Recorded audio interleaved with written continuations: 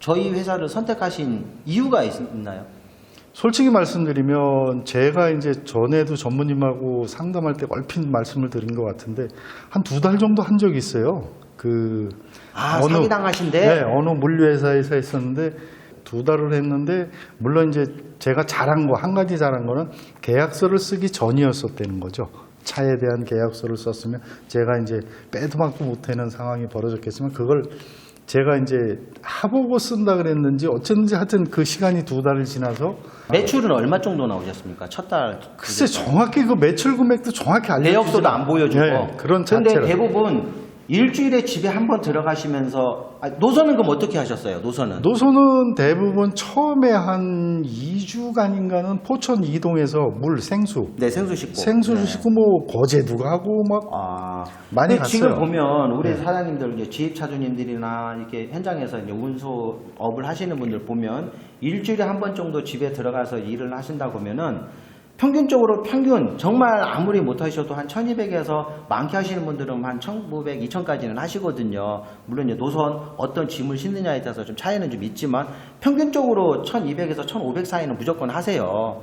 그런데 사장님도 그렇게 일주일에 한 번씩 들어가시면서 열심히 운행을 하셨는데 남는 돈이 없다고 돈을 안 줬다. 이건 저 솔직히 그 얘기를 제가 듣고서는 너무 어이가 없었거든요. 그래서 이런 회사가 있고 또 사장님 같이 이런 분도 계시는구나. 예, 그래서 제가 어떻게든 제가 이제 법적으로 제가 이제 도와드리려고 했는데 어떠한 뭐 서류라든지 그런 게 하나도 없으셔가지고 네. 예, 제가 결국은 그래서 제가 이제 도와드리지 못한. 일을 하면서 적은 게 있어요. 그래서 이제 탕수를 2달을 해봤죠. 몇 탕을 뛴 건가? 그러니까 하루에 한 2탕 이상은 꼬박 뛴 거더라고요. 그 47탕, 50몇 탕 이렇게 뛰었더라고요. 근데 저한테 들어오는 건 저는 제 나름대로 이제 밥을 먹어야죠.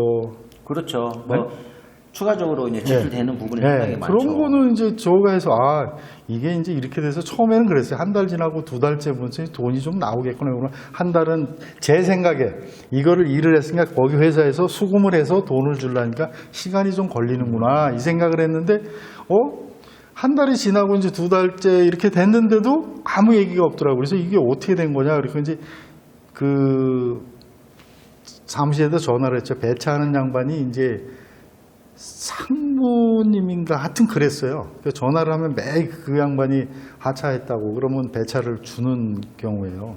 제가 그랬어요. 마지막으로 난 그래도 오늘까지만 2호탕까지만 일을 하고 그만두겠다. 그랬더니 이제 배차를 또 받아놨대요.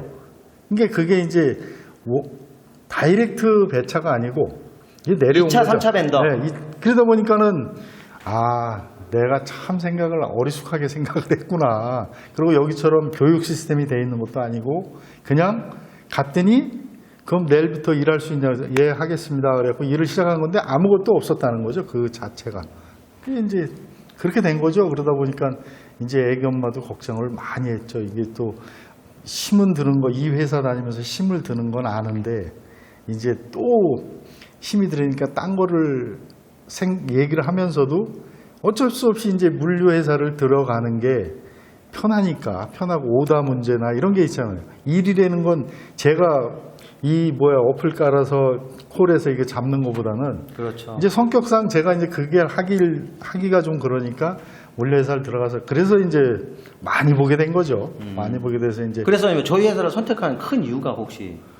큰 이유는 여기는 제가 처음에 전무님이 아시는지 모르겠지만 제가 일요일날 한번 왔었어요. 한번 여기로 와서 사옥도 보고 옆에 주차장도 보고 차가 쭉 서 있는 것도 한번 보고 우연찮게 그 한 분을 만나 뵀는데 지금은 잘 기억이 안 나요. 우리 차주님? 네. 여기 우리 주차장에 놓고 이렇게 출퇴근하시는 분인가 보네요. 그래서 이제 우연찮게 만나서 이런 얘기 저런 얘기 해보니까 이건 일을 해보면 괜찮겠다. 내가 하고 싶은 만큼 일을 할 수도 있고 내가 뭐 예를 들어 어느 정도의 마지선은 되겠다 하는 생각을 갖게 됐죠. 그래서 정말 제일 중요한 현장의 목소리를 들으셨네. 네. 그래서 이제 그러면 우리 노기한테도 그랬어요. 나 가서 상담 받을 건데 어떻게 생각하냐. 그러니까 우리 노기도 그럼 가야죠. 그래서 이제 그렇게 해서 오게 된 계기죠. 그럼 사장님도 나름 또 많이 알아보셨을 건데 저희 회사를 또 선택하신 큰 이유가 또 있나요? 네, 형님이 하셔서 그 사장님도 많이 알아보시고 또 많이 여쭤봤을 건데 그래도. 그러니까 제가 있는 얘기를 그대로 해줬죠. 그대로 해줬더니 이제 노혁이도 저를 믿어서 그런 건지 그것까지는 모르겠는데 이제 뻔하잖아요. 먹고 사는 거 살림도 그렇고 네, 그러다 보니까 야 이렇게 돼서 가서 활부 내고 한 300~400벌이만 되면 되지 않냐. 그만큼이면 너나 나나 되는 거고 지금 이 나이에 뭘 할 수 있게 직장 생활을 하는 것도 어렵고 그러다 보니까 배운 걸로 밥 먹고 사는 게 낫지 않냐. 그래서 이제 이 친구는 같이 오게 된 거죠. 그럼 저 박명혁 선생님한테 제가 여쭤보고 싶은 게 한 15년을 한 직장에서 이렇게 운행을 하셨는데 좀 많이 힘드신 거라든지 아니면 또 좋았다라는 그런 게 좀 있을까요? 거기선 상차도 우리가 직접 지게차를 해갖고 그렇게 나가고. 직접 지게차로 또 하시는 거예요? 수작업을 하다가 지게차 하는 수 있는 거는 본인이 또 운전하시고. 아니 실는 거는 저희가. 상차는 또 사장님들이 하시는구나. 네. 또. 상차는 저희가 하고. 하차지 가면 거의 다 이제 수작업이에요. 까대기. 지게차가 없으니까. 그렇죠. 현장에 그러고 또 이 건설사의 이 건축하는 양반들이 이상한 저걸 갖고 있어요. 스티로폼은 무조건 기사가 내려야 된다 하는 생각을 갖고 있어요. 현장에 가면 예전부터 그래 왔대요. 작은 회사를 가든 큰 회사를 가든요. 저희 차량을 운행하면서 지게차를 운전하실 수 있다고 해도 지게차를 운전하시면 안 됩니다. 저희도 안 하고 싶어요. 네, 절대 하시면 안 됩니다. 예, 절대 하시면 안 되고 뭐 하라고 해도 뭐 저희 배차팀에다가 얘기를 하면 그런 부분을 다 컨트롤 해주기 때문에 네. 예, 절대 운행을 하시면 안 됩니다. 그 다음에 사장님 차 외에 다른 차 이렇게 좀 뭐 이동을 좀 해달라고 하는 것도 절대 하시면 안 돼요. 네, 사장님 차량 외에는 어떠한 것도 이제 손을 안 대시면 됩니다. 그래요. 지금 제가 이제 두 분한테 또 여쭤보고 싶은 게 지금 타다대우 엔지니어 분이 오셔가지고 사전 점검에 대한 거를 이제 같이 하셨어요. 네. 그 다음에 뭐 인수증 교육도 또 받으셨고, 그리고 우리 차주 출신으로 있는 저 배차팀 과장 한 분이 오셔가지고 또 많은 또 미팅을 좀 시간을 좀 가졌는데 좀 어떻게 좀 유익한 좀 시간은 좀 되셨는지. 설명은 들어봤는데 이제 제가 겪어보진 않으니까 뭐 저희도 먼저 있던 회사에서 전표를 갖고 와서 사인을 받아서 오는 건 알아요. 사인을 받아야지만 뭐 서로 확인이 되는 거니까. 근데 이제 겪어보면 또 이제 알지 않을까, 하다 보면 좀 들지 않을까 이런 생각을 하고 있습니다.